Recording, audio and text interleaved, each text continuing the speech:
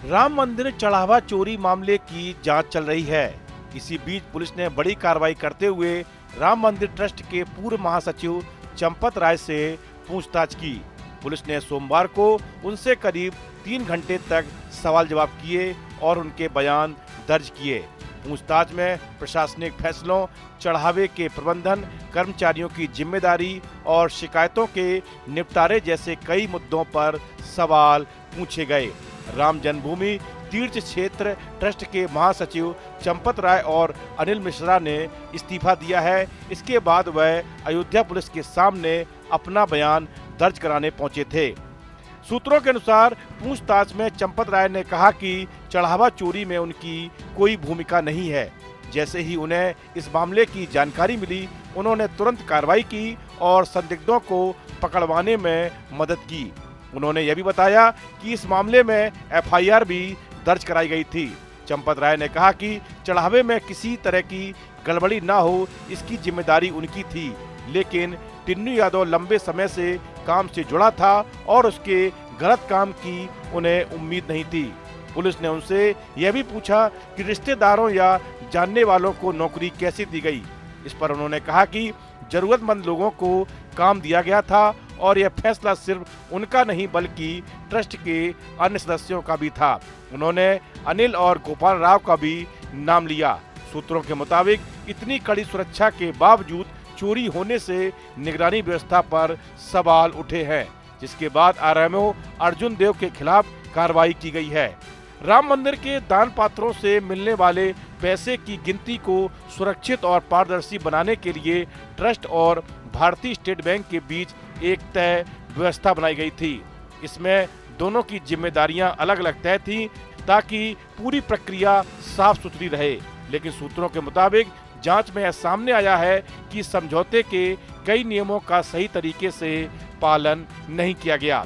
फरवरी 2025 के समझौते के अनुसार दान पात्र खोलते समय और पैसा गिनते समय ट्रस्ट और बैंक दोनों के अधिकारियों की मौजूदगी जरूर थी। इसके अलावा कर्मचारियों के लिए ड्रेस कोड भी तय किया गया था, लेकिन इन नियमों का पूरी तरह पालन नहीं हुआ।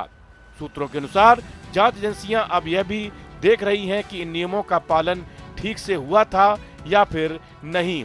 पुलिस रोजाना की रिपोर्ट, जमा पर्चियों और रजिस्टरों के रिकॉर्ड की भी जांच कर रही है ताकि पता चल सके कि हिसाब किताब में कोई गड़बड़ी तो नहीं हुई। अब जांच का फोकस आरोपियों की आर्थिक गतिविधियों पर भी है। गिरफ्तार किए गए 8 लोगों से पिछले 3 साल की जायदाद और संपत्ति का ब्यौरा मांगा गया है। उनसे पूछा जा रहा है कि इस दौरान उन्होंने क्या खरीदा, जैसे जमीन, मकान, गहने या कोई अन्य कीमती सामान।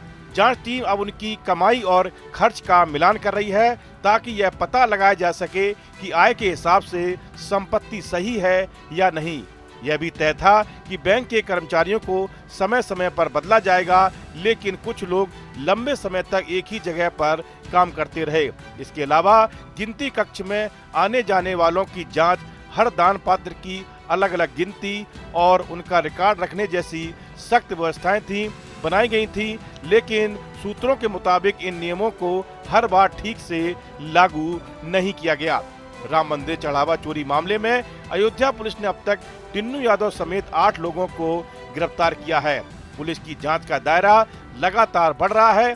कुछ बैंक कर्मियों की भूमिका चढ़ावा गबन मामले में भी सामने आई है, जिसकी पुलिस जांच कर रही है। हालांकि चंपत राय का नाम पुलिस एफआईआर में नहीं है, लेकिन सोमवार को चंपत राय ने अयोध्या पुलिस के सामने अपना बयान दर्ज कराया। इस दौरान उन्होंने बताया कि कैसे चढ़ावा गबन मामले में उन्होंने कदम उठाए और आरोपियों को सलाखों के पीछे पहुंचाया।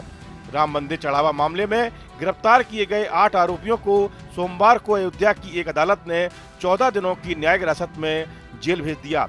इस मामले में सभी आरोपियों को अब 13 जुलाई को कोर्ट के सामने पेश किया जाएगा। इसके साथ ही police State Bank of India, Bank of Baroda और कैनरा बैंक सहित लगभग 6 बैंकों को नोटिस जारी किया है और गिरफ्तार आरोपियों, ट्रस्ट और अन्य लोगों के बैंक खातों और लॉकरों की जानकारी मांगी है। बताया जा रहा है कि इस मामले की जांच में करीब 70 से 80 लोग हैं जिन्हें बयान दर्ज कराने के लिए बुलाया जाएगा।